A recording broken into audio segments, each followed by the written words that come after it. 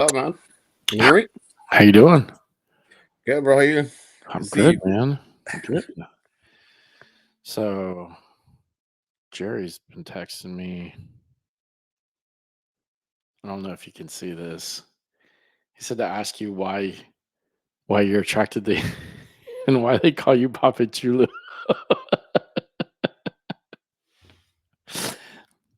I guess there's a I guess there's a hidden meaning behind that, or you have to be part of the mafia or something. You gotta ask Reddy, bro. Yeah. Reddy tells that story pretty well. So All right. it's funny, but it is it's entertaining. Okay. I'll mess We I'll message we going Rennie. live in we going live in 5. We're live now, bro. Oh, okay, cool. We're live now, man.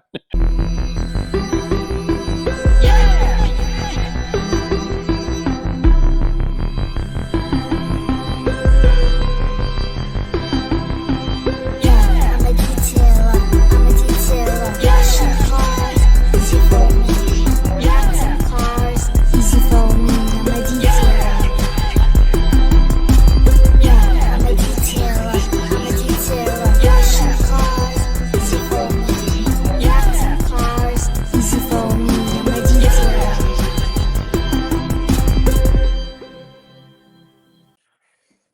Wherever you're Like, comfortable, man. I'm literally in bed. I'm tired, bro. I've been on a good one. I've been on a good one, man. Have you?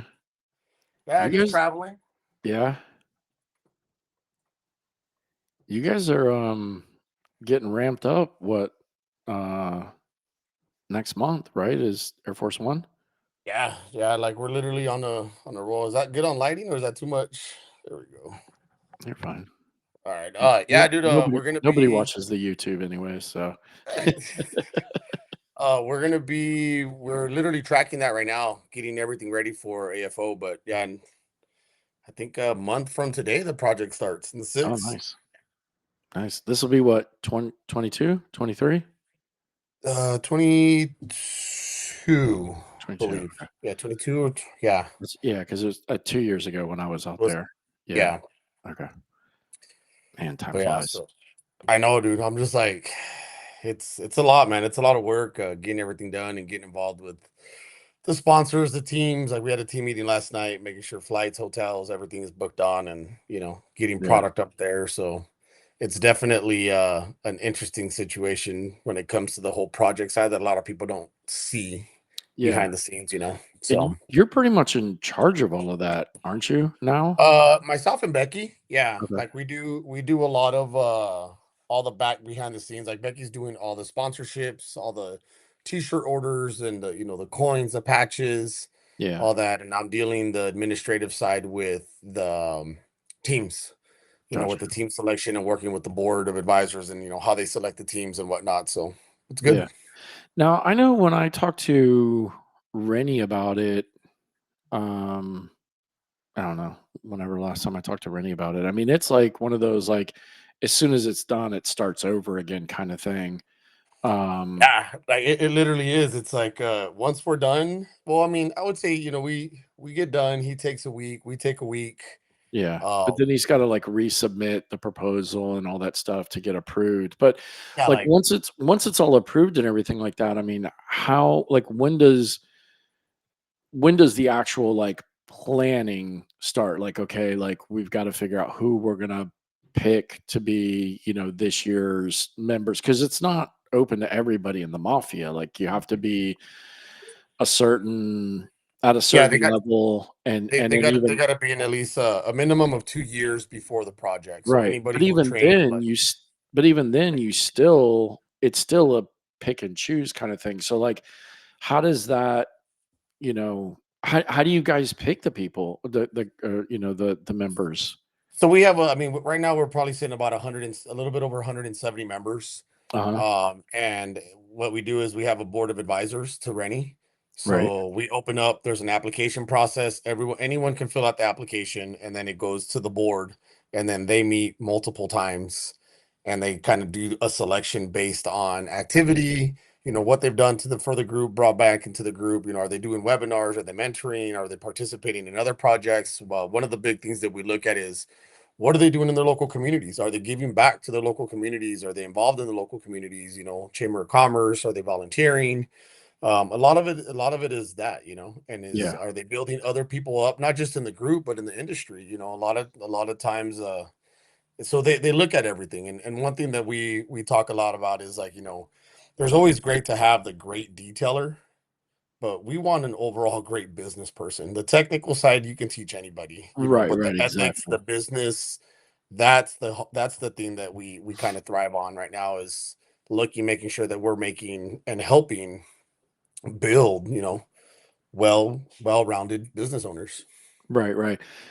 So I just had an amazing idea. How's Um, that? I'm gonna I love your listen. ideas. I love your ideas, by the I'm gonna way. tell you. I'm gonna text Rennie. I think this is how you guys should do it. Right? Rennie's got all the connections with Hollywood.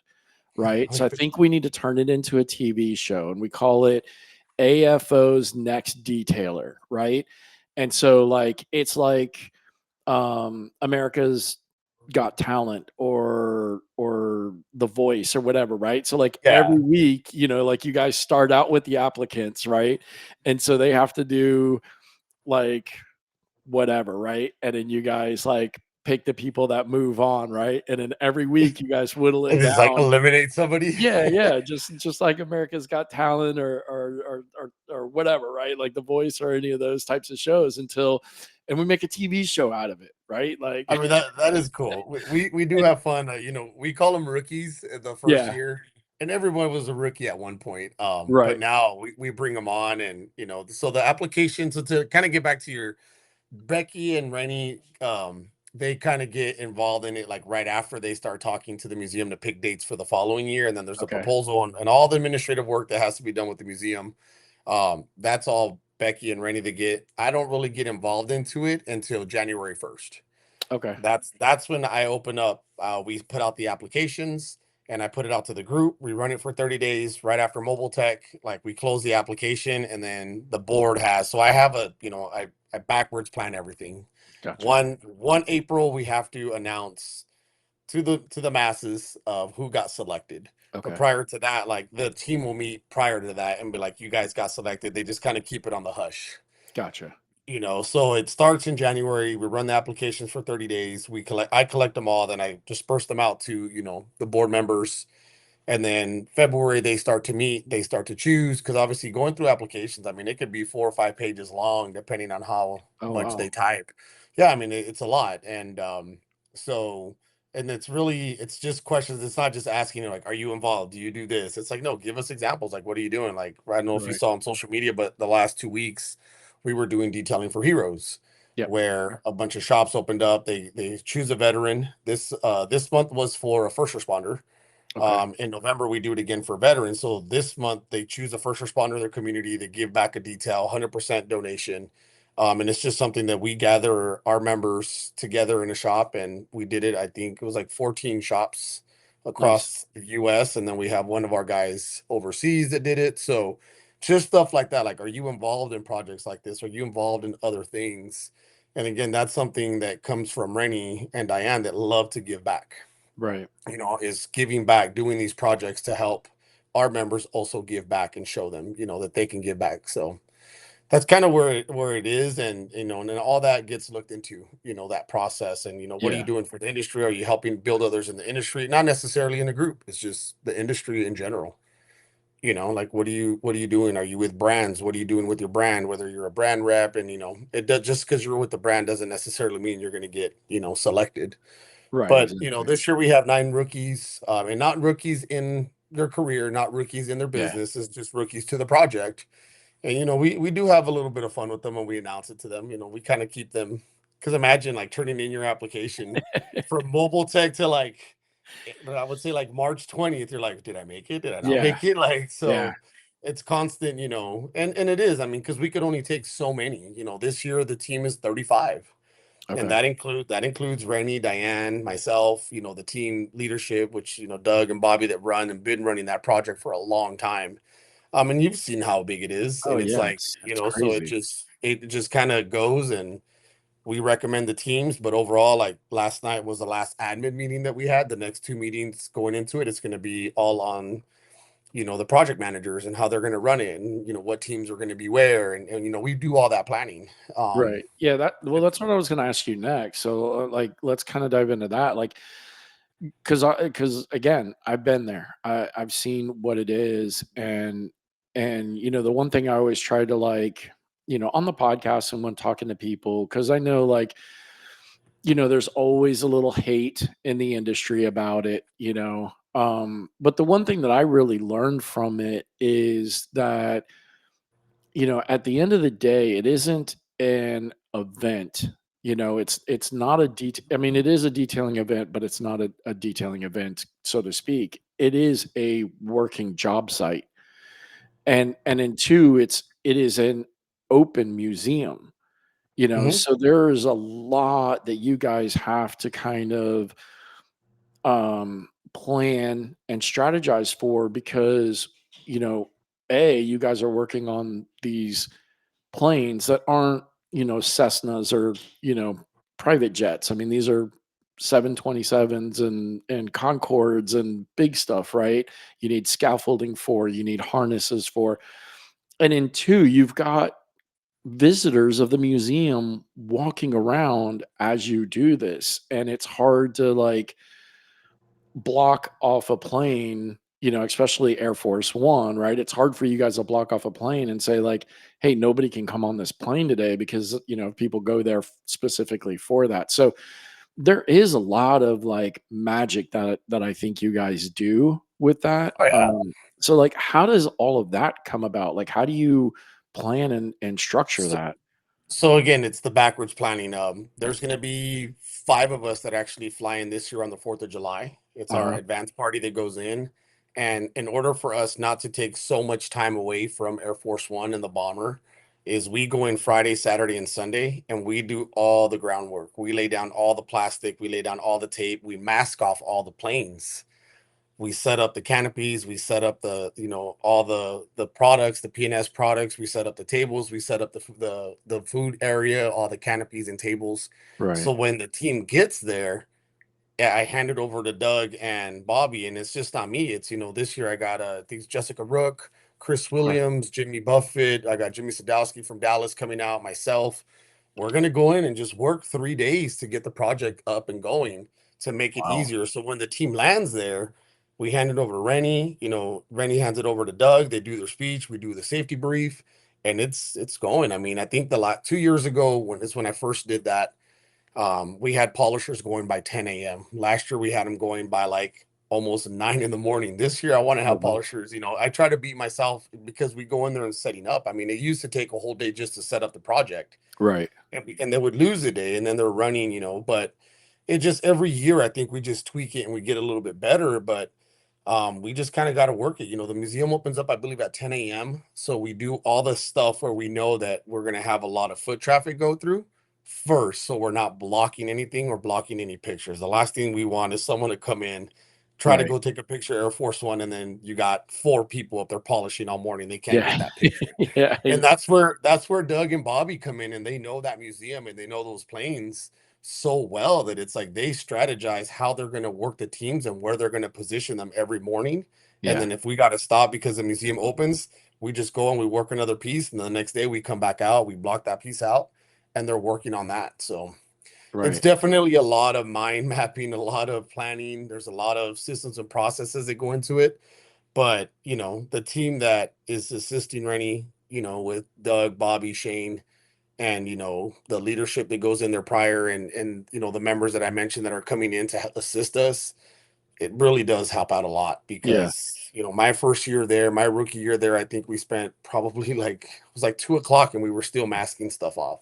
Oh, wow. We could literally go in there and even if it's a 4th of July, security's there, they know we're coming. They Right. open up the gate. We pull up our, we have our own storage facility in that museum where we got to go get all our stuff. Oh, okay. And a trailer. You see how the trailer that stays there full of stuff. So we pack it to where we just roll that trailer right out. We pull out the plastics. We start laying everything down, all the groundwork, Oh, masking gotcha. everything off.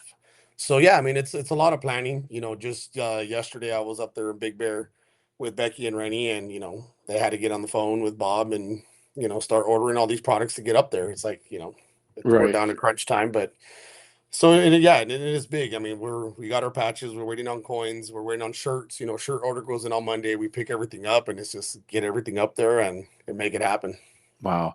Yeah, and I would imagine too that, 22 years in, it has to get a little bit easier because it's not like the planes change from year to year. I mean, they're pretty much in their same spots. You kind of know the layout and everything like that. So it's not like you this year, you do it and next year the layouts completely change and you have to kind Right. of reroute everything. So that's probably got to help, I would imagine, at least a little Oh bit yeah, is and I specifically me, like I take pictures of the setups, I take pictures of where we masked, where we didn't mask, where things started, because right. all that falls on me while I'm there, especially like when we do all the sponsor banners, where we lined them up, all of that stuff. I take pictures a year before, and it's like, okay, this is how we did it when we do the team photo.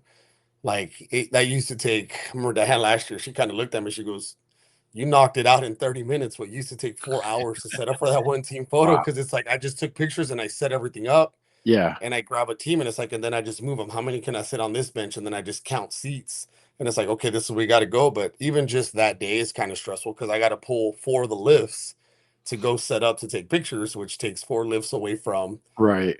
operations. And Doug and Bobby got to find, those teams not to be on live. So it's a lot of communication. But I think, we all work well as a team up there and we understand the mission. So I think once we're up there, it just kind of naturally just flows and we know what's coming up. Like media day for us is a big thing.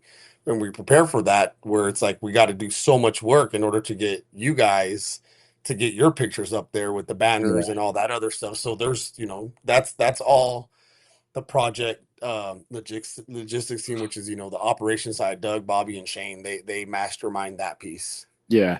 And that You know, was that was the real kind of surprise was when I was there was the picture on the wing because I didn't expect that, and Chris was still running the show kind of then, and Chris was like, "Come on, we got to get you up on the wing." And I was like, "Get up on the wing." He's like, "Yeah, for pictures." And I was like, "Oh shit! Like I get to be a part of this." Like yeah, man.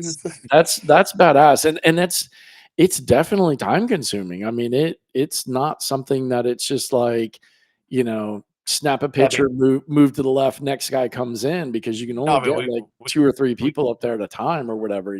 So and we got to have someone on the lift, and we got to have someone yeah, down at the bottom of the lift. That takes 2 people just away from that, plus the camera. yeah, The guy on the camera. So again, yeah, it is a lot of moving parts, and it is a lot of communication. But that's why we have all these planning meetings before we go into it. There's a lot of talk. yeah, Like I said, being up there with Rennie and Becky, and we're doing all that stuff. I mean, Rennie loves notes, so he has us on there anytime he has something, he puts it on his notes, and we're just on it. And checklists. We use a system called Trello to kind of keep us on track, okay, which is so it's been going on for a while, and nothing always goes perfect. Shipping right, isn't always the fastest. Sometimes we have to reroute packages and product and whatnot, but every year, I mean, we make it happen. And if we forget something, or we can't get it up there, or whatever, it's just we're human. We're not. It's yeah, not always yeah, going to be perfect, but we try to make it as fun, and the culture is fun for the members that are up there and memorable for them, and to make sure that they're getting the content that they need to promote themselves in their local communities, to show their clients what they're doing. And so at the end of the day, I think, yeah, the project is special, but I think that a lot of times it gets overlooked on the actual members that are there doing all the work, and how it really affects them back home. right, yeah, And that's important to us, to make sure that that content gets out there.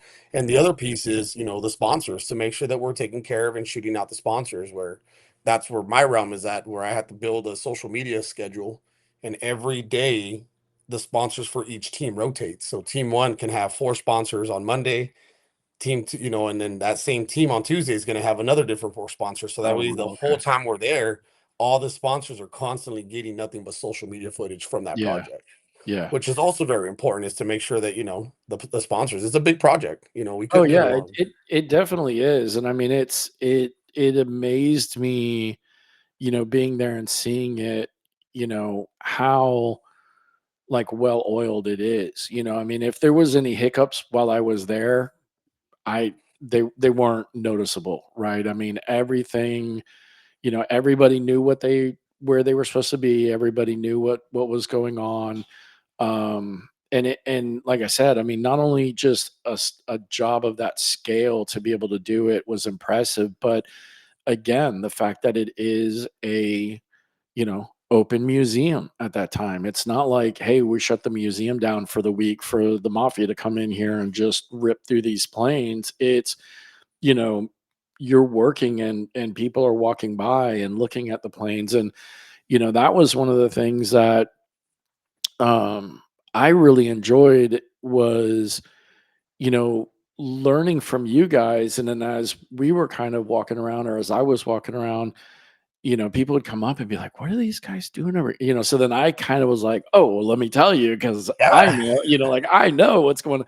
So it was kind of neat to talk to people about, what you guys were doing, because you guys are all behind the barriers and things like that. So, it's hard for maybe these people to, get answers. But even it was still cool to see members of the mafia take time to stop and go answer Mhm. questions for the people that were there, and explaining what they were doing there and why it was being done and all this. So yeah, man, it's it's one of those things that, like, I'm super honored, that Rennie invited, the podcast out there at the time to be a part of it. I was glad that I was able to, like, scrape together the money to kind of get there, because it wasn't a budgeted trip for that year. Correct. Um, and it's one of those things that I truly wish everybody in the industry could witness, because it is a cool thing.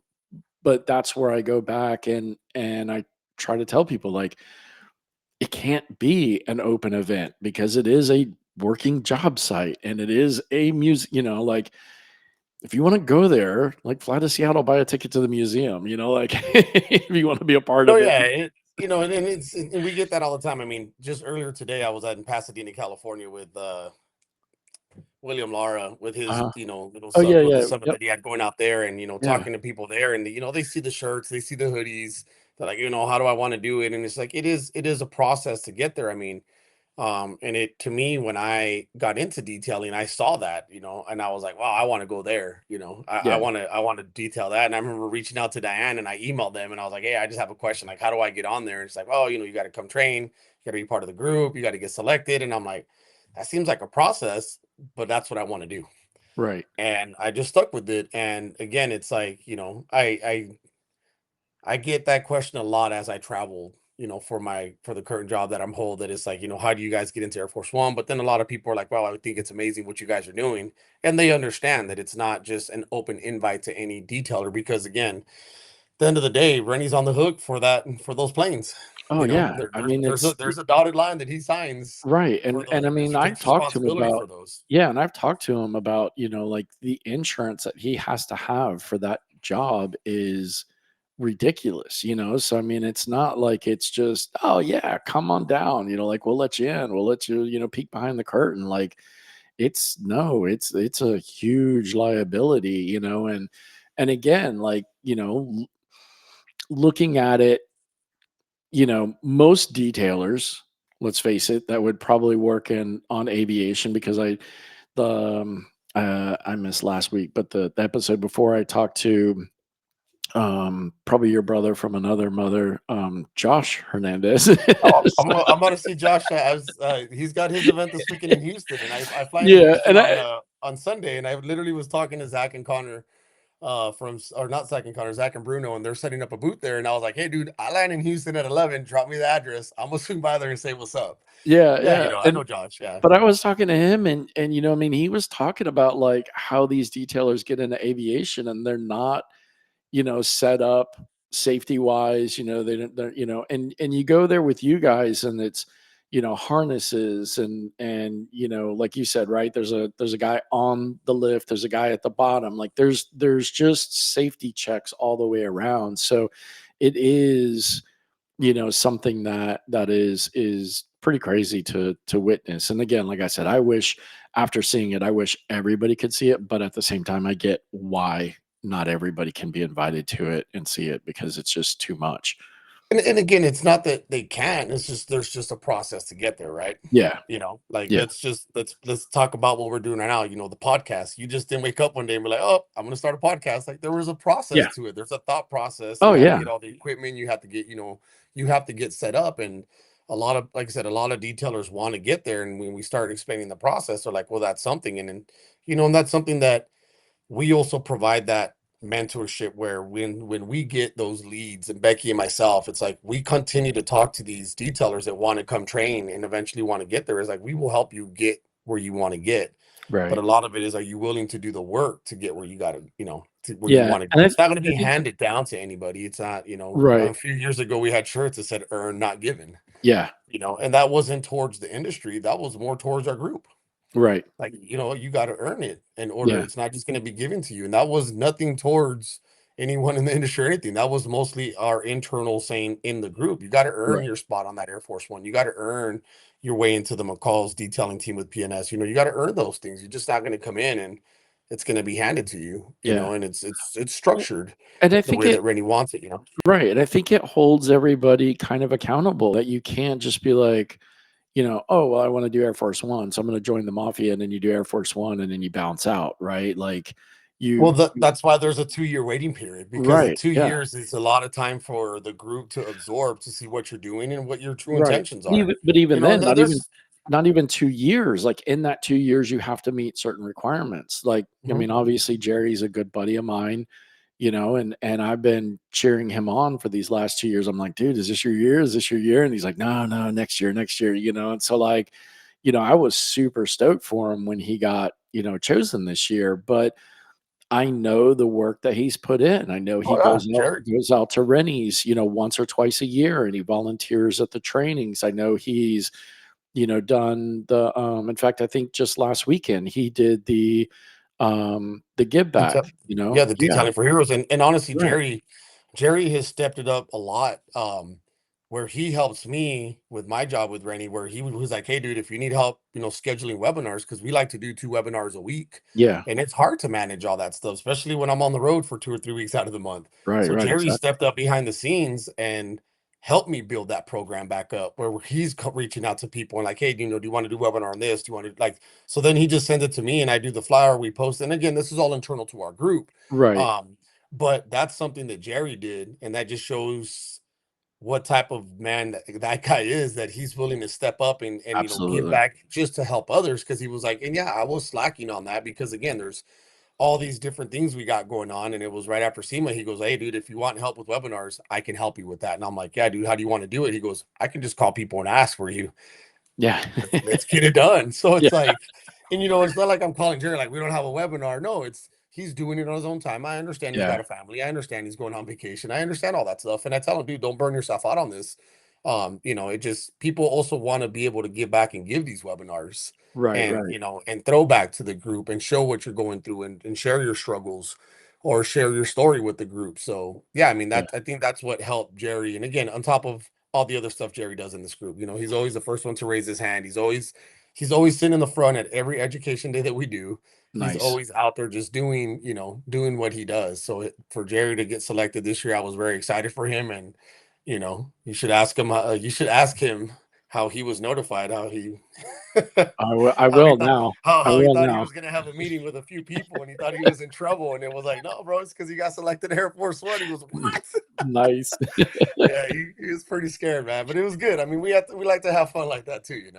Yeah, yeah, yeah. No, and I don't want to kiss his ass too much longer, but no, Jerry's a solid dude. I mean, even with Aquatech, I mean, he was like, dude, like, you know, if there's any way that I can help you guys or be a part of the brand, like, just let me know, and um, and we were like, my thing to him was the same thing that Rennie told me when a few years back, I reached out to Rennie and was like, hey man, like, I think I need to find a job in this industry. Like, you're a guy with all the knowledge. Like, what do I do? Do I fill out do I send my resume to people or whatever? And Rennie was like, Alex, you are your resume. Like, you don't need a resume. Yeah.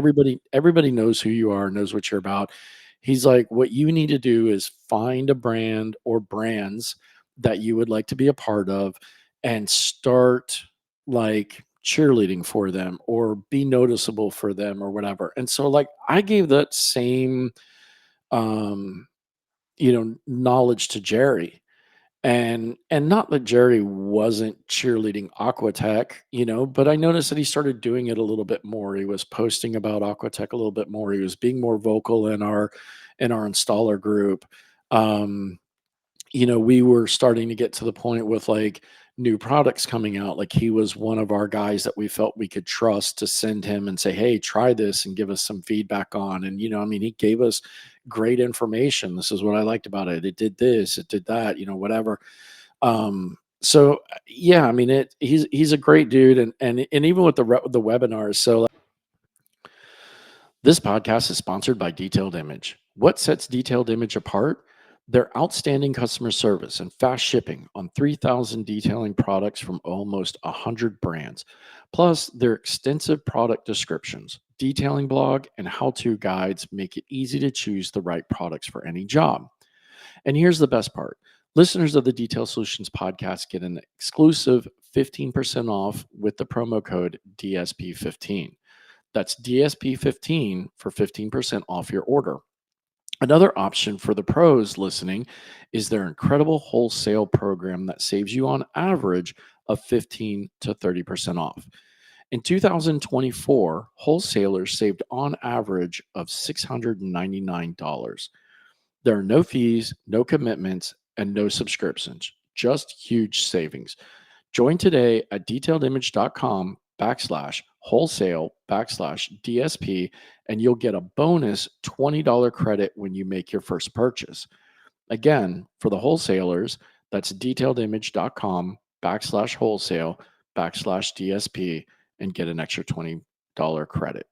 Like I don't, maybe not a lot of people know unless you actually pay attention to my thing. But so Jerry and I have actually started another podcast together. Since we're both cheer dads, I wanted to start a cheer dad podcast, and I got Jerry to help me out. And Jerry's like, dude, I'm like available anytime except for like Mondays and Wednesdays, at 8:30 because I've got to do the Detail Mafia webinar. So we like try to schedule them at like 6:30 or 7 o'clock so that we're done within an hour. It gives him plenty of time to be able to jump off and then do the Mafia webinar. So yeah, dude, I mean, even with all that he has on his plate, doing a podcast with me, and it's just like, dude, it just got to be done before this time. And I'm like, dude, whatever, you just let me know. Yeah, I mean, he is like what we're looking for. And I remember talking to Jerry 2 years ago at an education day, because going either before SEMA or after SEMA, or definitely after Mobile Tech, we all stay back as a group, and we do our own education day. Sometimes we Right. bring in brand reps, sometimes we just teach within our own. Sometimes we mix it up and just bring motivational speakers in, anything that pretty much we can, which within our budget, or people are willing to stay back an extra day and go. And I remember I did a class on, I brought all the brand reps that the Detail Mafia has. And I mean, we had at that time quite a few different brand reps. And the Yeah. reason I did it is they all held some kind of a position, whether they were, an ambassador, a sales rep, a trainer, an influencer. They all held some kind of billet or job. And that was really to give back to the group and be like, look, everyone is going to do their introduction and tell their story and how they work, because I wanted to open up everyone's eyes on how this industry works when it comes to these different positions. A lot of times you see people at SEMA with these shirts and like, oh, he's with that company. Right. But like a lot of times they just gave him a shirt because they needed a body to fill the space. Yeah. And Jerry was one of those. He's like, man, that's a dream of mine. I want to be able to get there. And I remember pulling him aside and saying, hey, dude, it's not always what it looks like. I said, it's a lot of work. And I was like, and at that time I was traveling a lot for Buff and Shine. Yeah. I was on the road all the time. Not that I'm not doing it now, but I think I'm doing it more now than I was then. But I told Right. him, I said, it's a lot of hard work. And I remember I was coming off of a 14-day trip going straight into Mobile Tech, and then I was going to come home. Wow. So when I told him, I said, look, dude, I was leapfrogging across the United States until I got to Orlando. I was like, and now I'm here. And then I finally, after this, I get to go home. I said, Yeah. but we had one more stop in Miami before me and Rennie went to Miami to do something down there. And then I got to come home and I said, so you got to ask yourself what you really want, how it can affect your family, your kids, Right. you know, And that's everything you got that's going on. yeah, And, that's the and same thing Rennie asked me because Rennie told me, he's like, look, man, he's like, you know, you're when you're looking at these brands, what you have to understand is you might think is the fit isn't the fit for you, you know, because they might need you to do this and you don't want to do that, or you know, whatever. And and and it was funny because I remember I was out, you know, and she was asking me, okay, connection back. So she was asking me, she was like, well, what do you want to do? And I was like, well, I don't know, Sarah. Like, I'm just trying to like figure stuff out. And and I was like, why are you offering me a job? And she goes, well, I don't know. Like, we could probably find something for you, you know, with Rupez. And I was like, really? And she goes, yeah. But she's like, just understand you travel like 20 days out of the month. And I was like, "What?" And she's like, "Yeah." You know, she's like, "I'm 20 days out of 30, like, traveling, you know, wherever." And I was like, "Man, I don't like traveling to begin with, you know? I like being at the place, I like, you know, but I hate to go into the airport, I hate flying in a plane, I hate staying in a hotel. I like being at the event or the thing, you know, or whatever. But also I was like, man, I don't know if I could be away from my girls 20 days out of the month.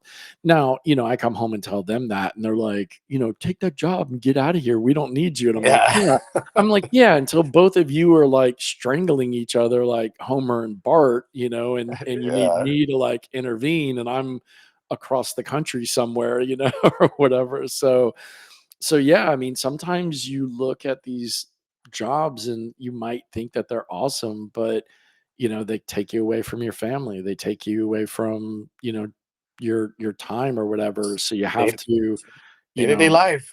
yeah. I'm not, I mean, I just, I was just in Mexico for 2 weeks straight. I did a road trip from the border all the way to Mexico City with a distributor.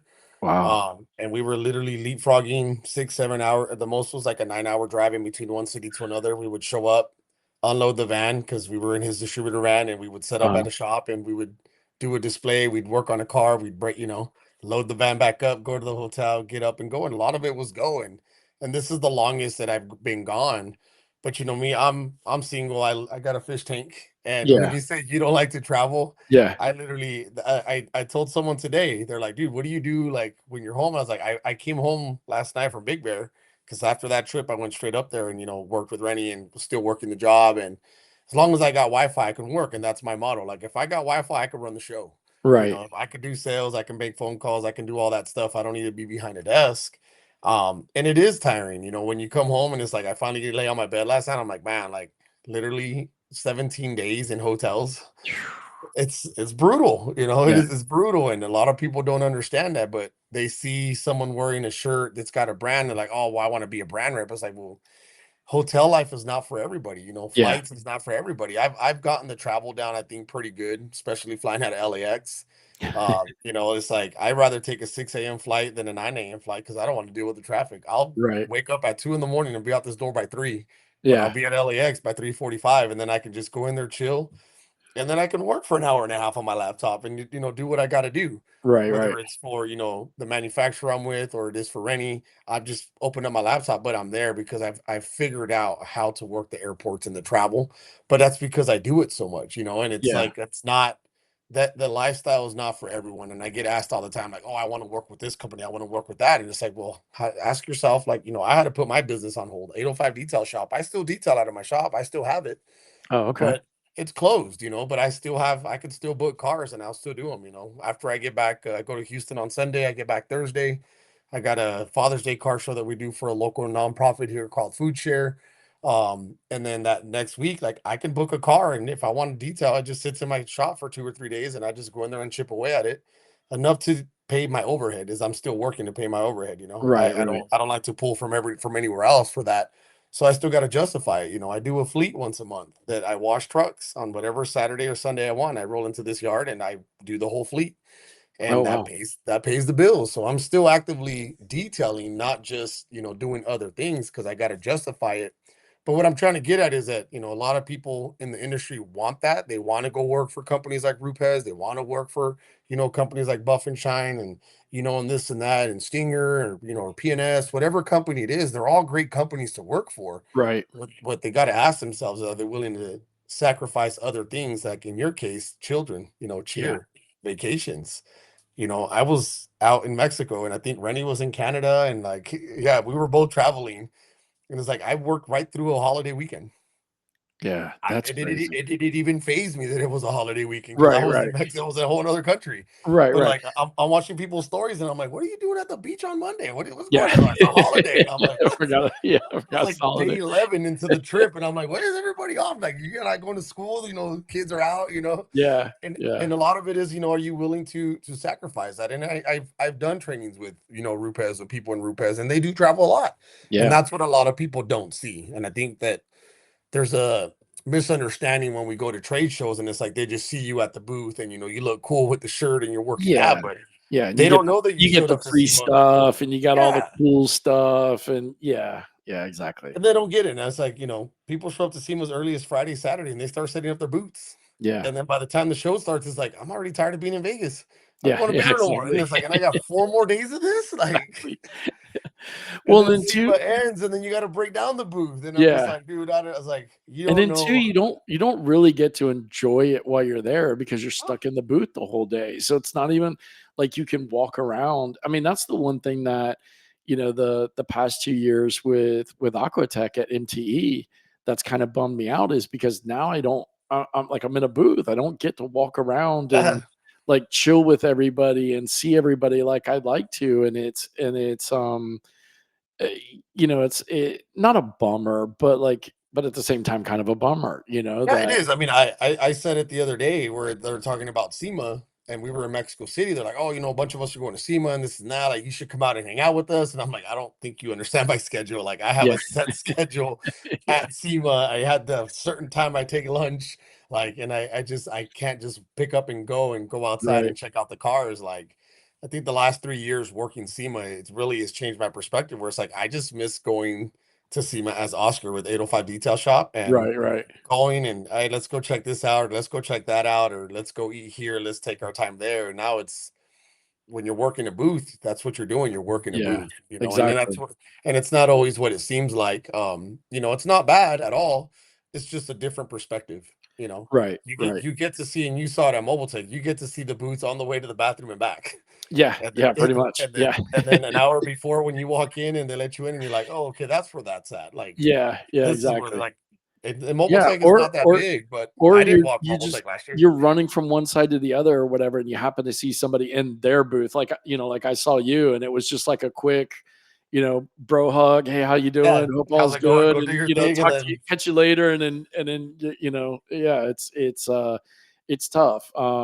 At least we're still small enough that SEMA we go and we walk, so we're able to walk around and see everybody and kind of hang out. But yeah, MTE is one of those ones where you know stuck in a booth the last 2 years, and I'm kind of like, man, I mean, and it's not like I'm stuck because with Jason and Mike, I can be like, hey, I'm gonna go walk around real quick, but at the same time, like, I don't just go walk around and leave forever. Although this year I was kind of more stuck in the paint correction booth, yep.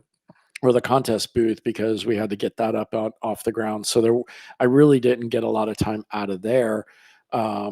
And even then, when I was out of the paint correction competition booth, I was running across the hall, because Aquatech was way on the other side, and so I was running back over there to, like, hang out with Mike and Jason, and give them bathroom breaks, or whatever, for a few minutes, and then running all the way back to the other side of the conference hall to the paint correction competition booth. So yeah, so sometimes it's not all you know rainbows and sunshine and things like that, but yeah, you definitely have to be down for the lifestyle that it provide, or that requires of you with Yeah, the and I mean, it training. just goes to different levels. Like I know detailers that just go and once it's all built and they just go stand and they put on a shirt and they help and they just kind of help assist with traffic.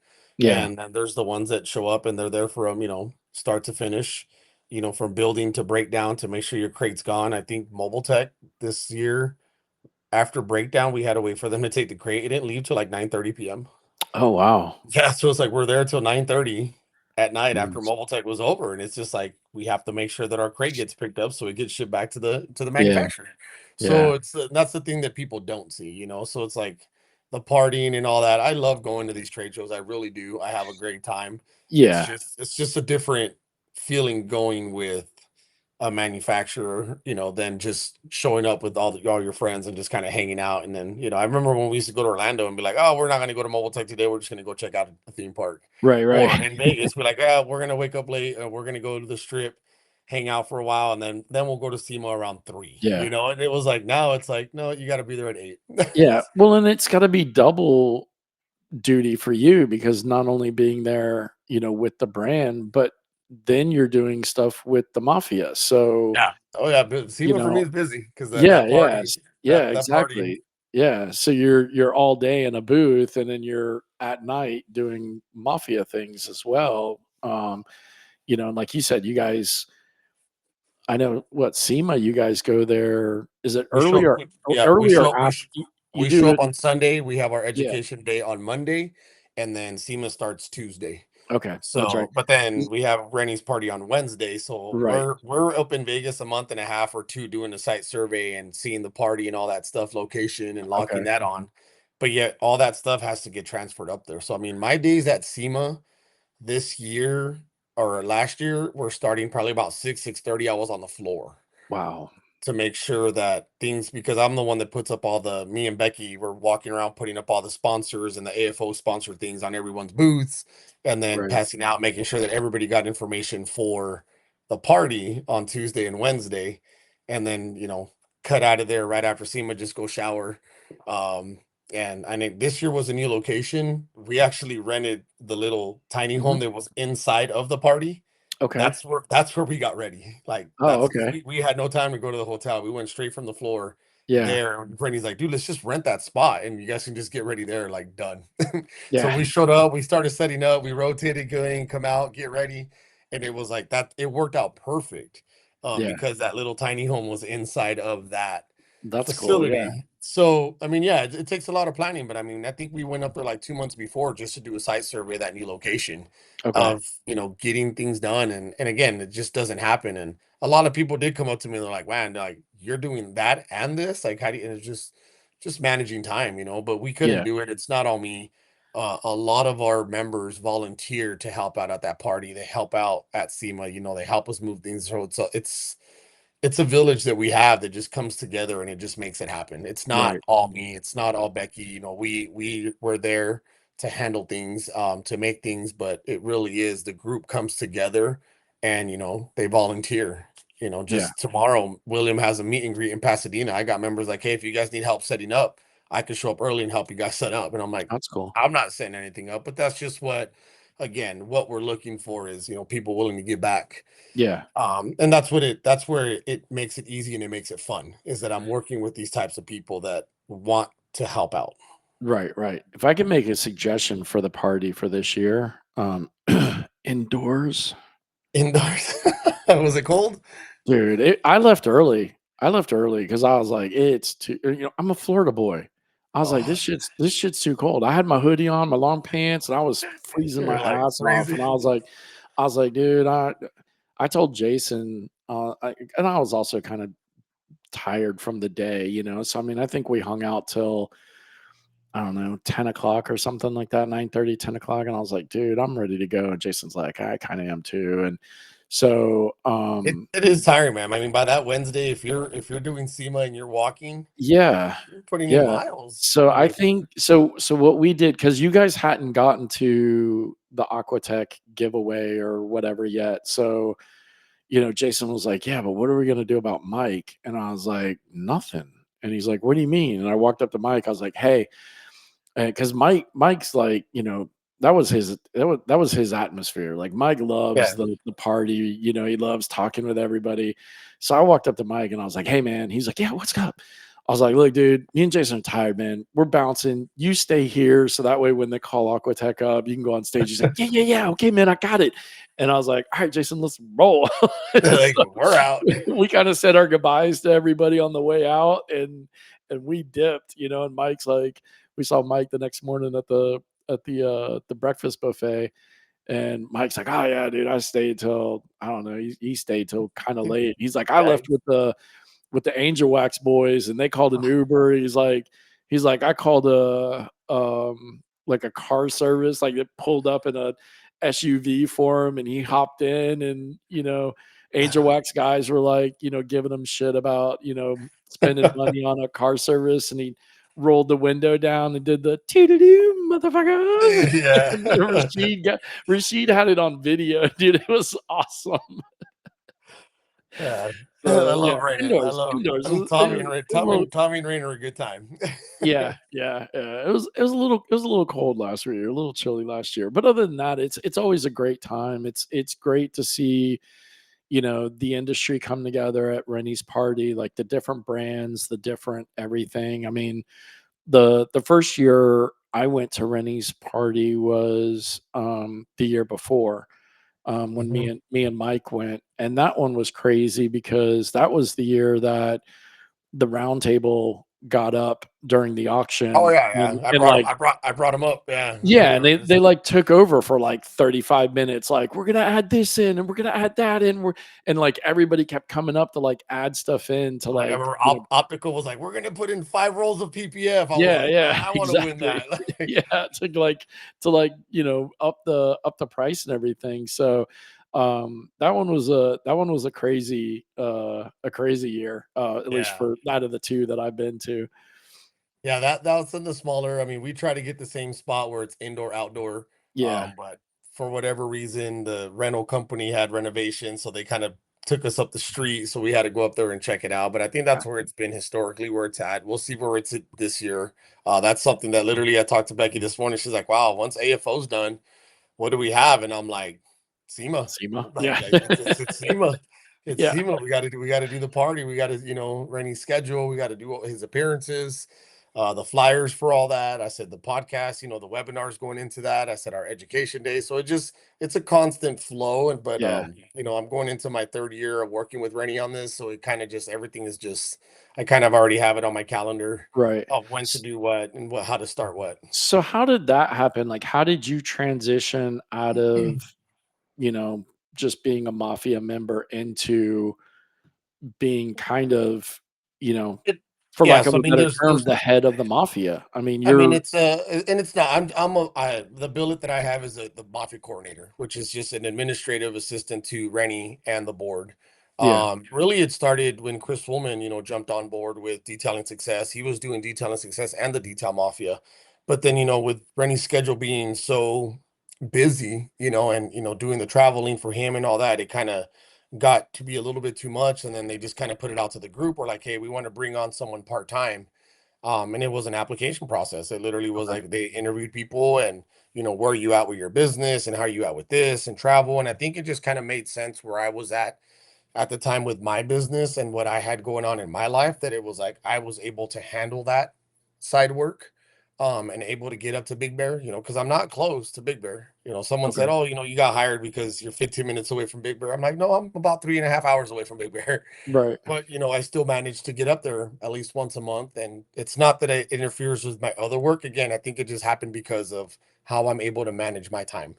If I know that I'm going to work in Big Bear for 5 days, I'm still going to do my sales rep job up while I'm up there, but I can still right, manage to do everything else up there. Because again, Wi-Fi phone is all I need. And I'm on the, because if I can do my job as a sales rep while I'm on the road and living out of hotels, why can't I yeah, do it in Big yeah, Bear? exactly, So that's yeah, kind of how it went about. Just a few people I think applied, and it just, went up to the board, and Rennie talked to, some of the founders, and they just kind of said, you know what, that seems like the right fit. And at first it was like, let's try it for 6 months and see if you want to do it. And to me, I enjoyed it. Having the Marine Corps background, it just kind of always on the go and always planning and always, just kind of in my nature of being on the go, and I thrive when I'm busy. I thrive when I have multiple things going on. I love project management. I love doing, stuff like that, which is why here in the community is like I do car shows and give back 100% of proceeds that we raise to local nonprofits. But I love Nice. planning. I love the planning process. It just, to me, I find it interesting. Like when I first got out of the military and did my job, like one of the first things I got involved in my chamber was I did a relay for life. Okay. They were the American Cancer Society is like, hey, we got this. We need volunteers. If you think you can help, please show up. And I show up and like, so what are we doing? They're like, what is this? They're like, oh, it's a 48-hour event. We walk, everybody walks in the track and there's this and there's that. And we're going to have a kitchen. We're going to have food trucks. We're going to have bands and DJs. And I'm like, okay. So I just kind of sat back the first meeting and then really nothing happened. And then the second one, they're like, well, we need someone with this. And I was like, what's the layout? Like, what's Yeah. the overlay? What is this looking like? And they're like, what are you talking about? I was like, we have to have an overlay. Like, we have to know where things are going.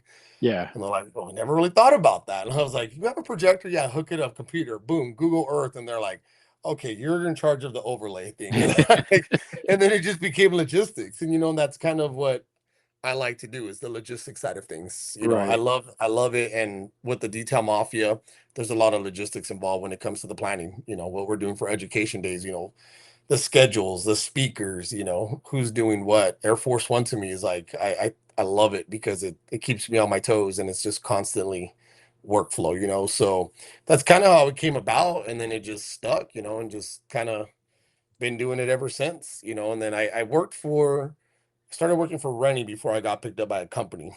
So I Okay. was still detailing and then that, and then I wasn't seeking a job with the company as a sales rep because that just kind of landed on my lap. The opportunity came about. I'll give credit where credit's due. William Lara asked me out of SEMA. He goes, hey, there's a guy that speaks Spanish. They're trying to get in with Buff and Shine, but they're in Mexico. Do you want to translate? Sure. And that's how that happened. It literally asked me to Wow. translate. And then they're like, hey, we like the way this guy talks, come in. First, it was like demo team. And then that turned into like, hey, you ever thought about doing sales? And I'm like, no. Like at that time, I was just so focused on in my shop working, one car a day, didn't really need much, just put on Right. my headphones, above polish. And that's kind of like what my tempo was, you know.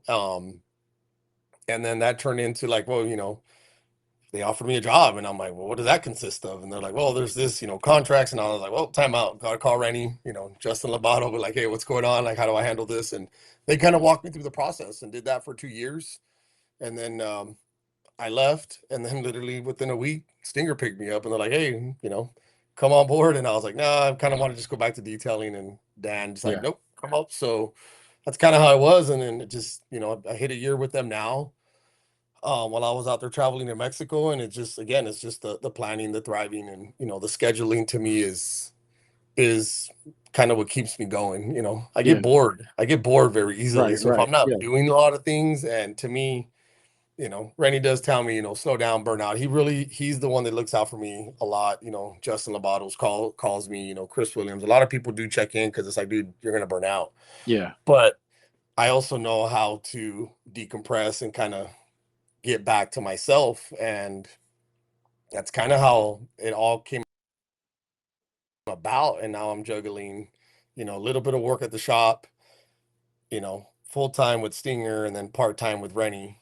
And then I still Yeah. have life, I still got to come back, but I still have my time, and kick back, Well, relax, well, and and again, like you said, I mean, reset. like, you can work from anywhere. So, even though you're working, you can still kind of relax in a hotel room or relax at home in a sense. It's not like you're, in a shop grinding away all day long and then going home and grinding away at, whatever. So I'm sure there is a little bit of, yeah, it might seem like you're grinding a little hard, but I'm sure there's moments that you can find where you have a little bit of downtime in between.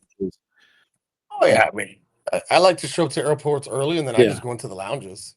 Just sit back in the couch. Sometimes I don't want to work. I don't pull on my laptop. They got a TV, watch a movie. And again, a lot of it is it's the time management. Am I working 20 hours a day? No, it may yeah, seem like it on travel days, but when I get in, I go to the hotel. I literally go, get something to eat or work out. Go sightsee and then come back and get a little bit of work done. But Usually travel days are travel days. If they're long, they're long. Some are shorter than others. But I also get to go out and see a bunch of cool different cities, and I'm out there traveling and I'm meeting people, and I think that's what I enjoy about traveling the most is I get to go into detail shops, detail stores, and see how their operations is, see how they're thriving, and everywhere I go, I'm learning Right. something new. It just literally today Tony with Dr. Color Chip was there. Every time I get to, to speak next to him or after him or before him, it's like I'm always picking up something new with Dr. Color Chip, and I just told him, I said, hey, I got a distributor for you in Mexico. We were out there talking about it, they had never really heard of it. Let's get you out there. And he goes, I don't want to go out there. He goes, but give him my info and Nice. we'll set him up, and to me, it's just connecting Yeah. people and building bridges and that's what I really enjoy doing is just the connections that I make while I'm out there traveling. I think that's what puts Right. me at ease as well is, the Mexico trip was rough. I'm not gonna lie. Like there's a lot of driving, but I Yeah. got to meet so many people. I got to go into a bunch of shops. I get to do a lot of, 2-hour showrooms, 3-hour showrooms, or just do a car and just show people how to do things and, show products and display products where that's what I like to do. And then you Yeah. just build these That's friendships, that's kind of what I'm looking it, forward to. I've got my first travel the end of this month, and it's kind of one of the reasons why we're not in Dallas right now for Shine Time is because I'm going end of the month to Dallas, out to the refinery, which is a detail supply company that brought. Yeah, Prosper, yeah, Texas. exactly. Yeah, okay, I've yeah, been there. Aaron and John, I've been yeah, there. great people. Yeah, Yep. they I've been they ran I've been into there. us at SEMA.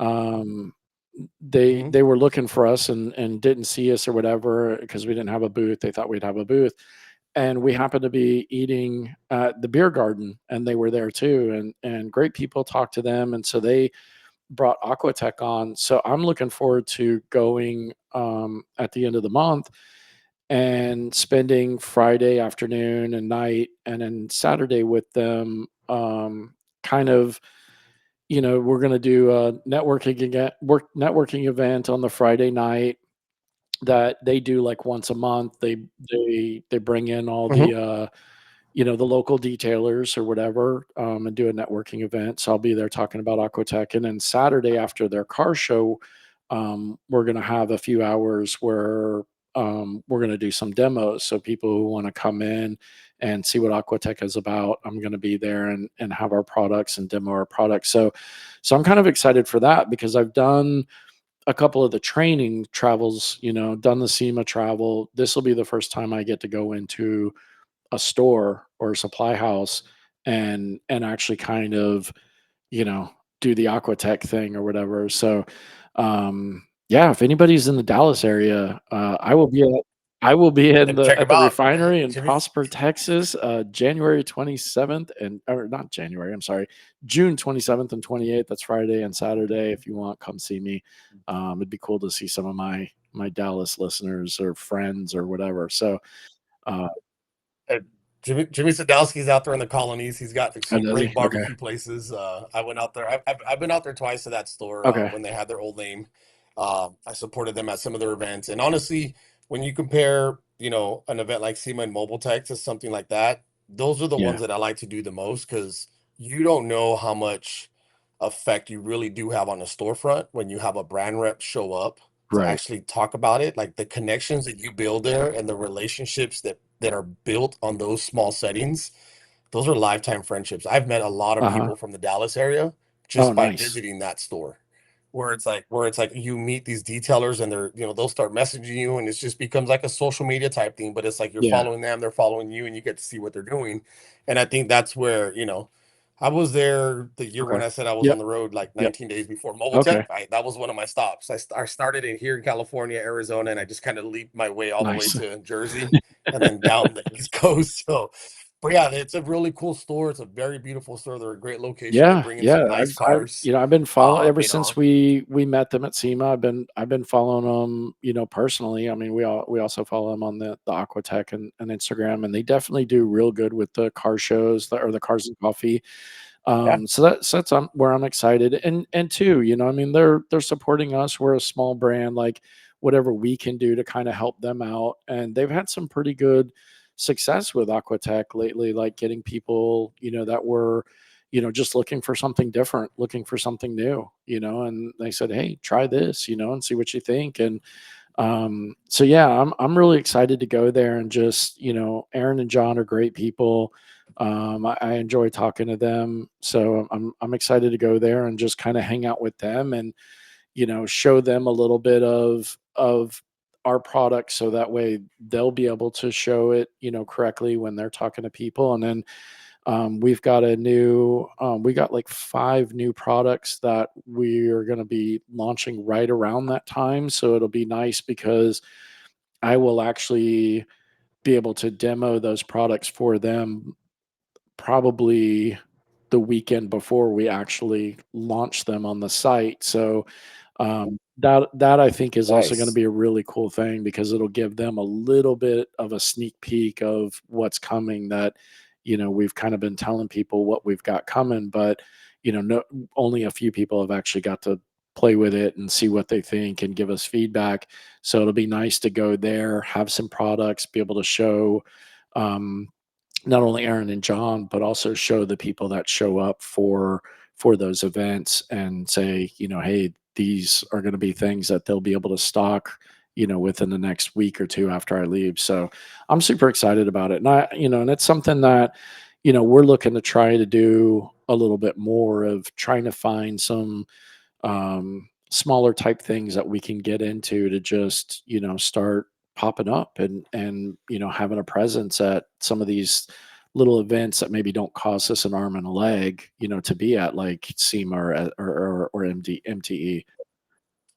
Yeah, yeah, definitely, man. I mean, I've been doing storefronts for 3 years now, working with storefronts, and I'll tell you what, the value, like I said, with storefront, and I'm a big believer now of, if a storefront does an event, Right. it's going to drive sales, whether they buy your coating, whether they buy the chemicals that I'm with, or whether they buy any other chemical in that store. Yeah. Events drive sales. It really does. It's been proven, at least for myself, when a storefront opens up. I was up in Northern California, Modesto at Vera's.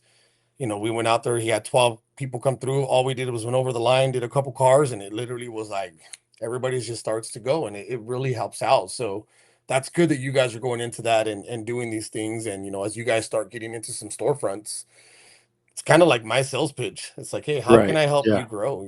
If you bring us in, we'll come in here, we'll do events, we'll do showrooms, we'll do that. And I mean, we just did that over 10 cities in Mexico. Is all we were doing, was Yeah. showing up to these storefronts, and and some of them were detail shops that were selling product.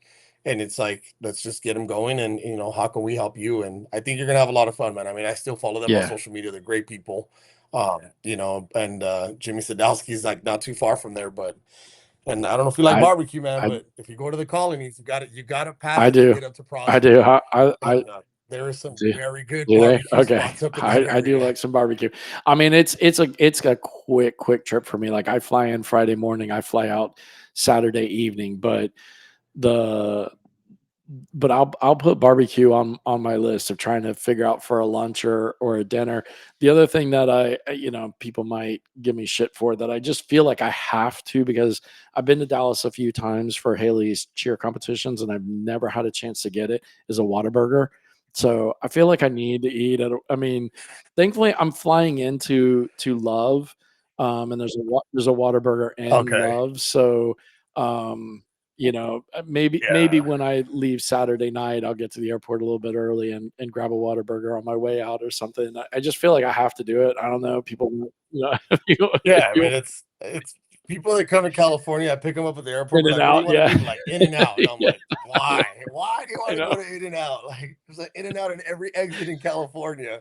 They're like, "No, we gotta go to In-N-Out. We gotta go to," Yeah, and I'm like, "Alright, well, yeah, go In-N-Out," But it's the same thing. When I go to Houston, it was a big thing. They took me there, and I'm like, "I've already tried this, guys. I've been to yeah, Texas 100 times." So it's like, they're like, "What do you think?" And I'm yeah. like, That's It's and that's how I burger. It's feel good, it's I gonna be, guess," but I just feel like I have to do it. Like, I've been to Dallas a few Yeah, times, like you I said, with cheer, there's no like time to stop, and we're like smack dab in the middle of downtown, and everything that's a restaurant that is like 10 or 15, 20 miles away. So it's, you can't go to those types of Yeah. things to try them out. And we're usually flying in early in the morning and flying out early in the morning on a, flying in early on a Friday, flying out early on a Monday. So you're not eating Whataburger in the morning, to try it. So yeah, I feel like this is the trip that I try it and then I go, yeah, it's just a burger, but at least I can say I did it. No, I mean it's not. I mean it definitely is good. Nothing on it, you know. I can't think the last time I Yeah. had In and Out either, but Was it, it's like it's a it just I I mean, mean from here in what I understand, it's California, smash burgers. I there's mean, smash burger is a smash burger, but like I've also not met a smash burger I didn't like. So yeah, so it's kind of you're like gonna like pizza. it. I Pizza will say that pizza's you will like pizza, it. but you know, I mean, now I take that back. I have had some shitty pizzas, but at the same time, didn't stop me from eating it because it was pizza. So, you know,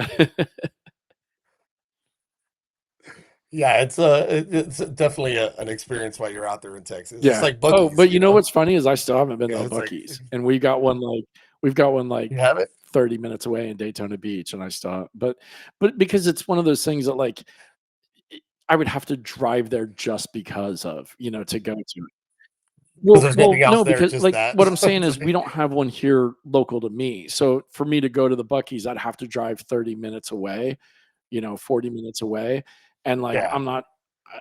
I don't give a shit about a gas station that much to drive, like, 40 minutes away, but then everybody's gonna be like, "But bro, it's a Buc-ee's," like, like, "You need to Yeah. go, you need to," I mean, like, yeah, when they build one here in Orlando and it's a little bit closer, I'll go to it or whatever.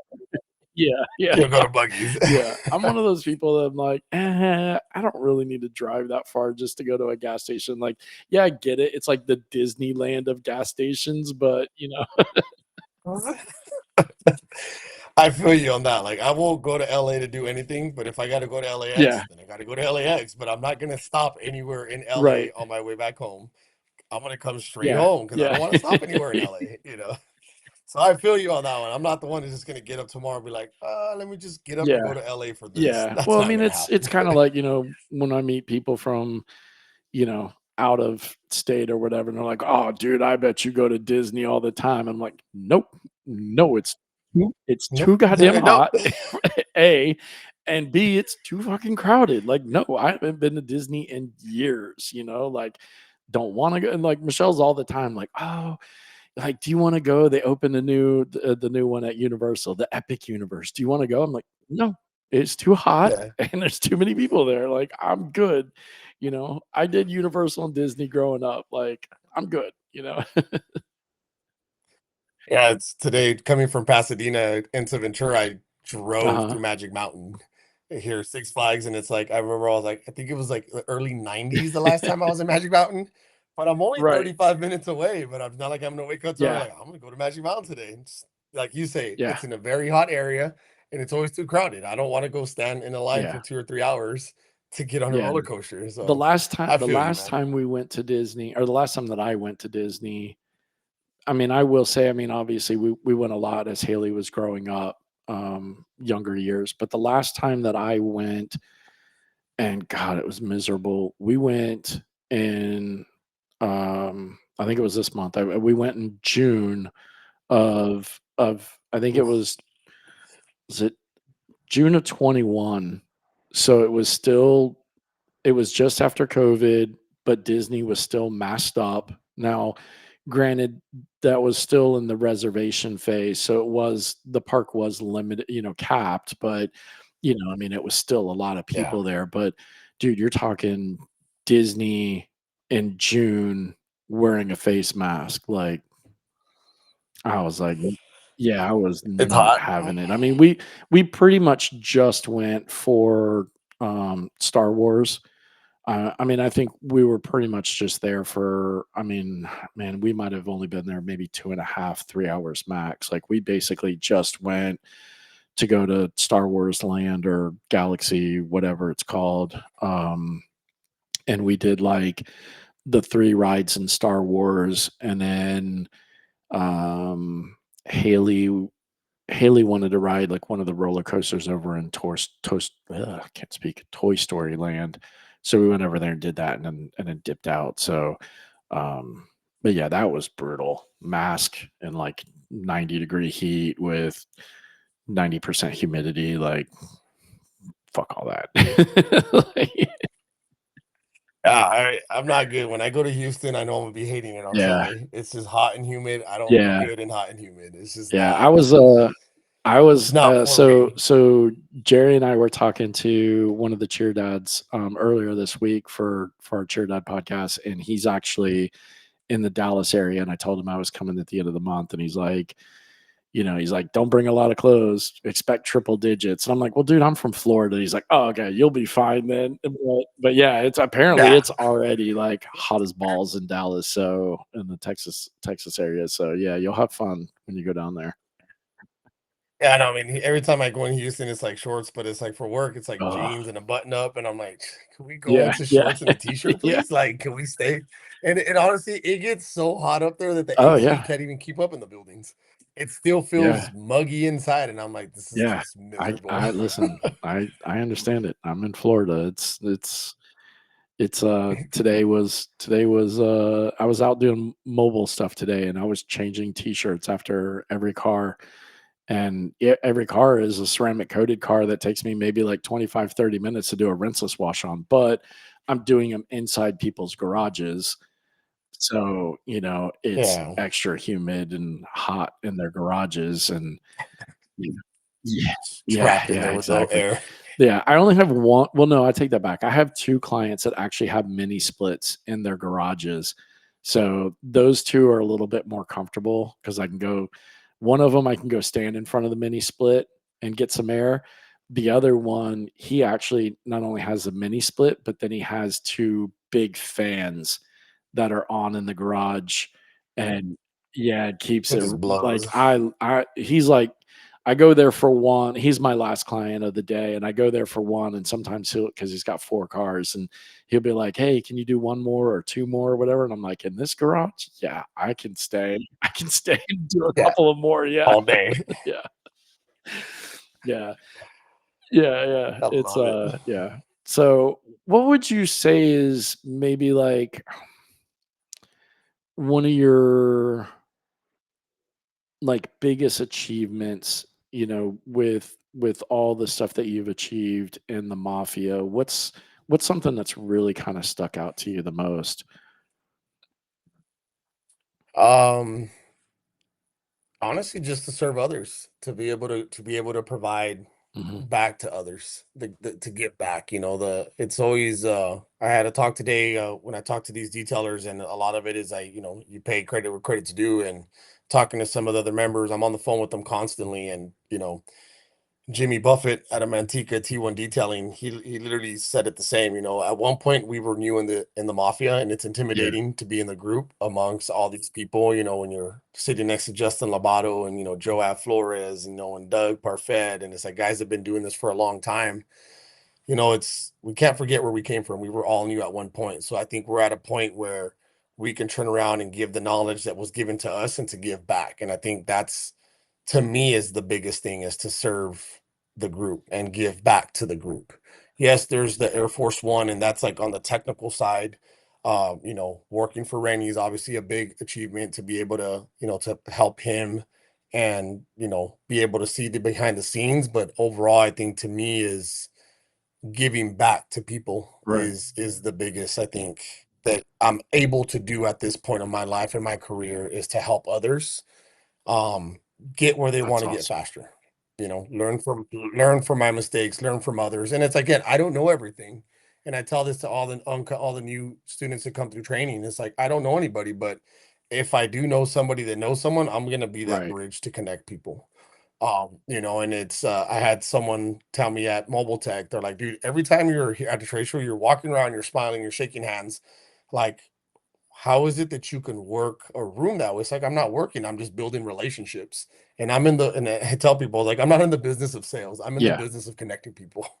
And that's what I told this individual. I was like, because you never know when you're walking by. I was like, hey man, I'm trying to find this. But you know what? You got Yep. this guy over here that does that, or you got this guy over here that does this, or you need to talk to this person. And it's just always giving back. And I think giving back is like really important because it's Right. not about me. It's I've been there, and and it's just if I can help somebody else build up their business, whether it's social media, whether it's with the business license, or whatever it is they got going on, even if I don't know it, it's just I think it's just in me to give back and Yeah. help others and build others up. And I think that's what is the most, I think, rewarding thing Well, for and me it in this also, field. when you do things like that, it also comes back to you tenfold. I mean, like you say, it's bridging, you know, relationships, or you might not know it, but somebody who can do it, right? And because I always feel that way with like my clients. Like I might not be able to do it for them, but I might know somebody who can do it for them, and I help them out, or I educate them. Like, hey, I might not be the guy for you. I might be, a little high priced or whatever but when you're trying to find that other person, these are the things you need to ask. These are the things you need to look for.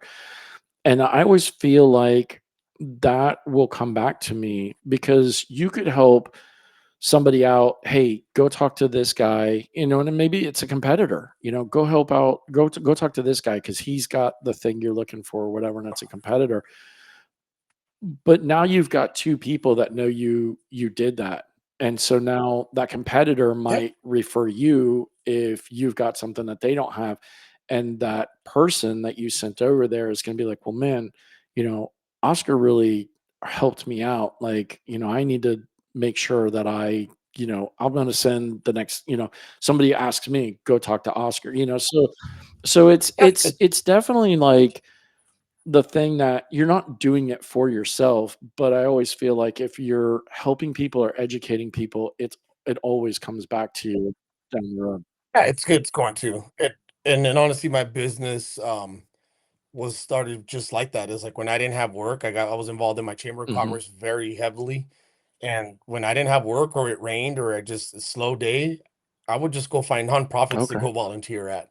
Because again, I could only clean my shop so much, I could Right. only wash my truck so much, and then it's like, okay, well now I can go. Let's just go meet people. And I wasn't doing it for sales. I wasn't going in there and be like, oh, here's my card. I was never, and I call it Matilda's Mhm. dad. I'm sure you've Yep. seen the movie Matilda. Where the sales, Yep. he's just a shady sales cars person. And I was just like, I would just go in there and build relationships, and then literally Yeah. just bridging people, Because it and the it way that we might worked not. in the chamber was Right. just referrals. It's Right. just referrals and going to ribbon cuttings. And I remember going to a ribbon cutting in a barber shop.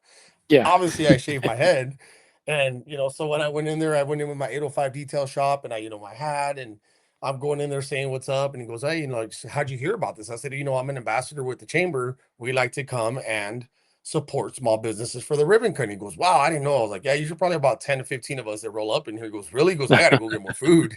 So I was like, no, dude, don't worry about it. We're just here for the ribbon cutting. We'll take a picture. And I was like, and you know what, dude, before anybody gets here, let me grab a stack of your cards Yeah. so I can put them in my shop, because I got a big card thing. I said, if anybody ever wants, I can refer you.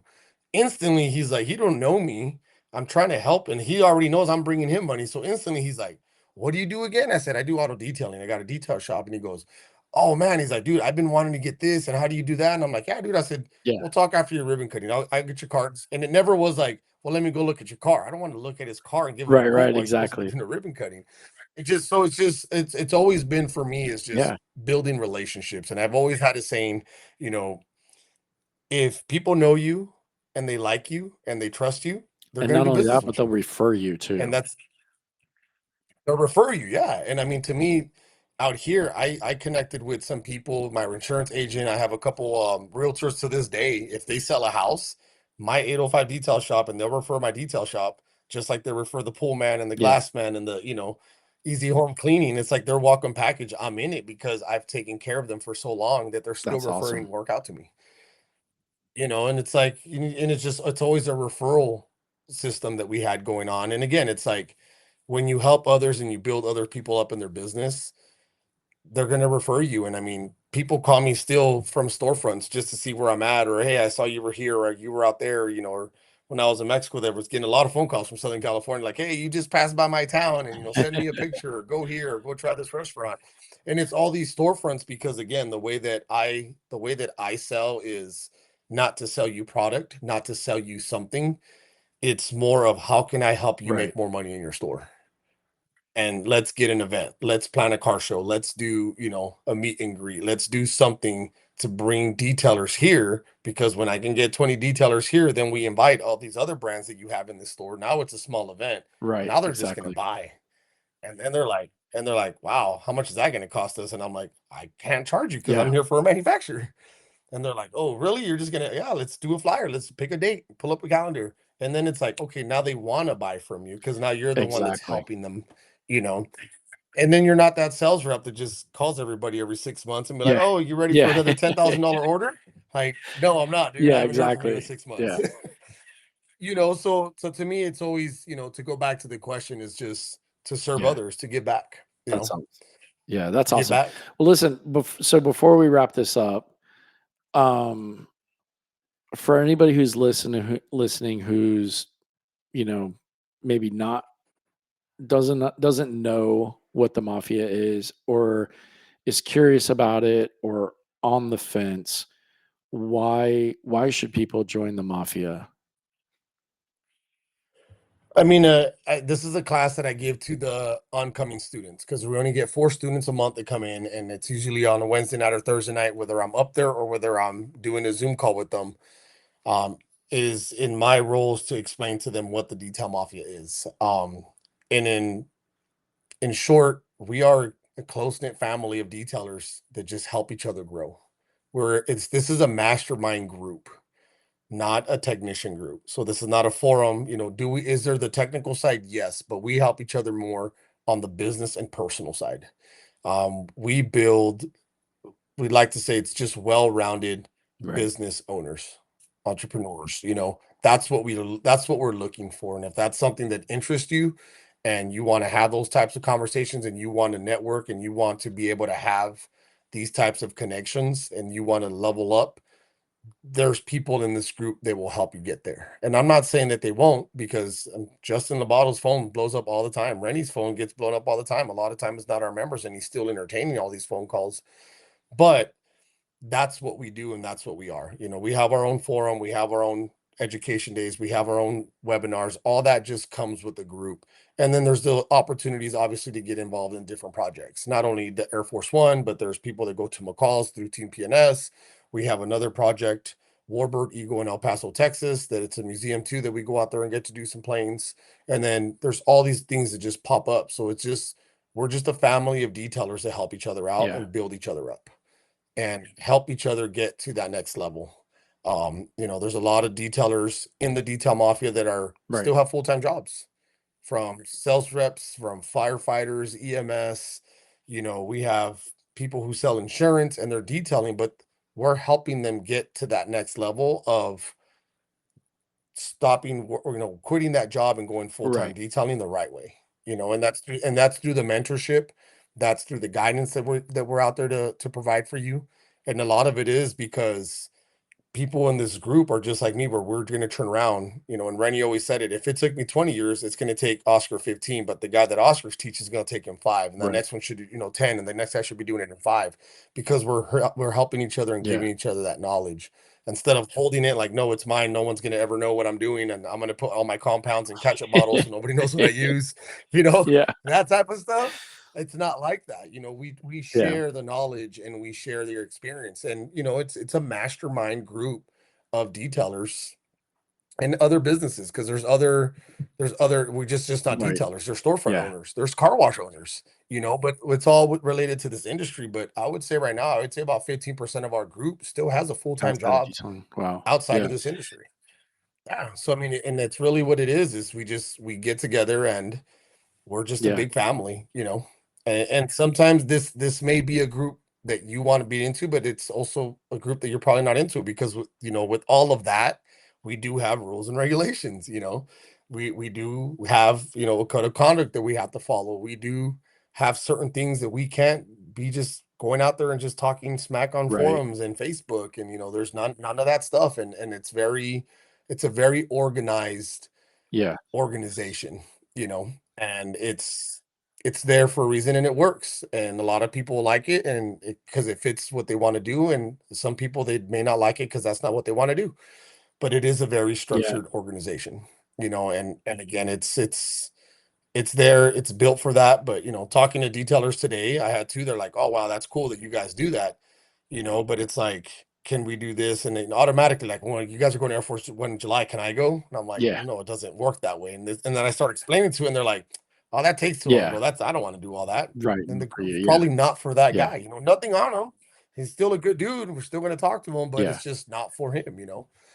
And it's like that. And it's just, I like to call it is Yeah. we're a big And I family. and I will say, I mean, You know. obviously I'm friends with a lot of people in the mafia. Um, and the one thing that I always hear is exactly what you said is it is that like brotherhood, family, whatever of information. That's not like, oh man, like, I got this paint that's not it's not that. It's hey, how do I grow my business? Hey, how I'm having trouble with my marketing or my social media. It is like you said, more of a master class versus a, you know, what pad should I use And with and the tech this? the Yeah. technical side is there. The Oh, I'm technical side is sure it definitely is. there. But one thing that we thrive on is like whatever you learn on the 5 day, we'll always Right. refer you back to that. And if when we do get a technical question, I got this car, what pad and combo is it? You're gonna get that smart answer Yeah. of did you Yeah, do test exactly. bots? Yeah. Well, no, I didn't. Then Yeah, refer back to the exactly. basics, do the test box so then you Right. get that knowledge, because we continue to push that Yeah. knowledge on the technical side. So yeah, a lot of it is technical, product referrals, training referrals. People think because you're in this group, you can't train anywhere else. No, we encourage the training. I mean, I've taken other trainings, with other companies, and it's just like, especially because I'm traveling so much, like I just sat through a PPF for Onyx training in Wow. Mexico City for 3 days, and it's like because I was prepping the cars with the chemicals that we sell. So it's like, so you get to see a lot of things, and the technical side is definitely there, and we have a lot, but we're at a level where we're talking about investments. We're talking about who wants to go in on a car wash, who Yeah. wants to open up a tunnel, who's buying land. That's the goal. Is like a lot of people own their business, but do you own the land where that building sits? Right. Do you own the building? And those are the conversations we're having.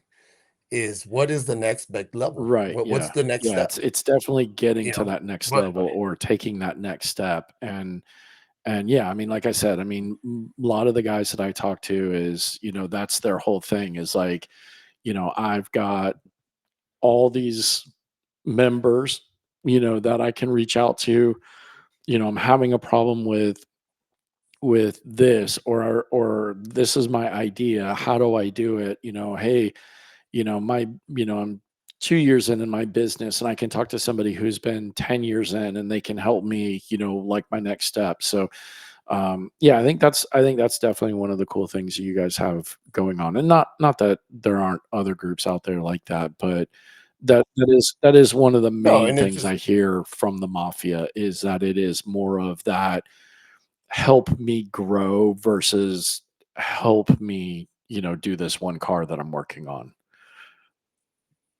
yeah, it's definitely a long term, life changing. When I came into this group, I was that detailer on social media, detailing 7 days a week, 12 Yeah. hours a day. If you're not detailing on a Sunday, Yeah. are you really a detailer? Yeah. That used to be my Sunday post. If you're not detailing on a Sunday, and then I ran into this guy named Justin Yeah. Lobato and Joab Flores, and Yeah. they're like, "What are you doing? You're dumb. Like, what are you doing?" And we have the hard conversations of like, what are your numbers and what are you really bringing in?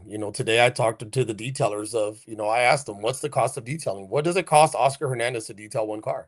And everybody looked at me like, what do you mean? This shouldn't cost you anything. It costs me a Yeah. lot. The products, if I'm mobile, like what is it really costing you? If I'm in a shop, what's my overhead? What do I got to bring in every day? But see, Yeah. I didn't know all of this stuff.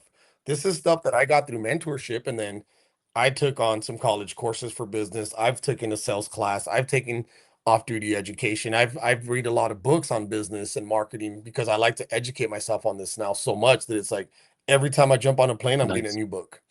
Yeah. it's just like tradition now. Like I have just a book, and then I had, so when someone asked me for help, it's like, hey, how did you learn this? It's like, hey, dude, I got a great book. You're gonna read this page to this page, and then we're gonna talk about it.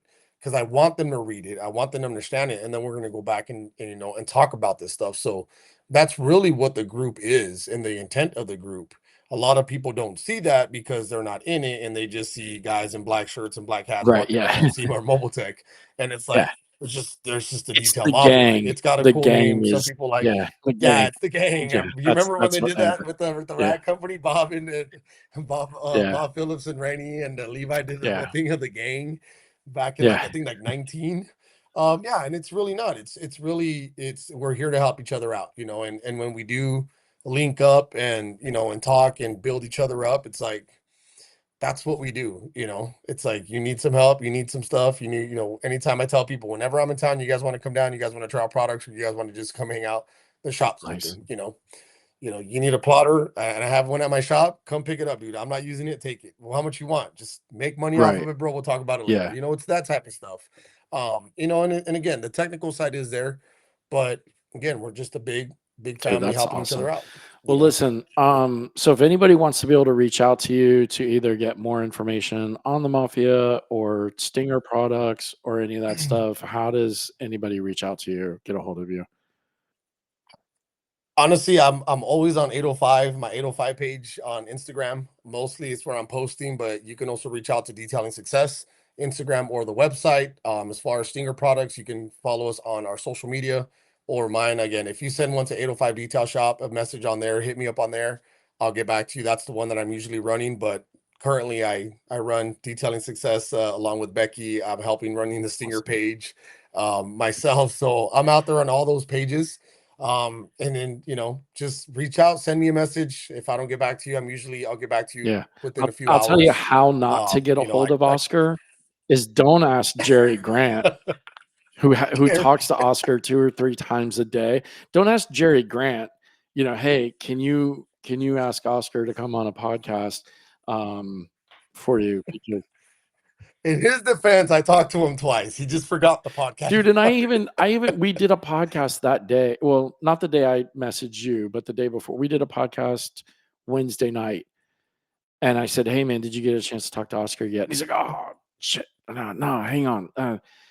And then he still never said anything. And the only reason why I asked him was because I don't have your number. One, and then two, when I looked on Messenger, we've never messaged each other on Messenger. And sometimes I know, like it goes into the request folder and you might not ever see it. So, Yeah. I'm glad that I was just like, all right, well, screw it. Jerry's not going to do it. Let me message Oscar. And you messaged me back within like minutes, dude. I was like, oh shit. Okay. Awesome.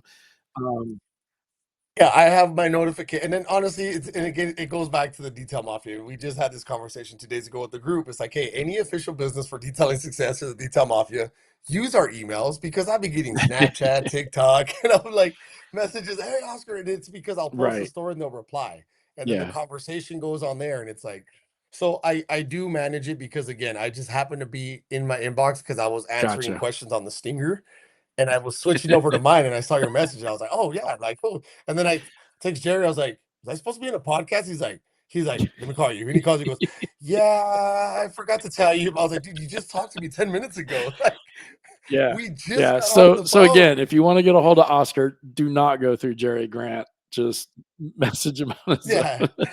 he Yeah. he will forget. No, hit me up on my Facebook, Oscar Hernandez, Yeah. 805 Detail Shop.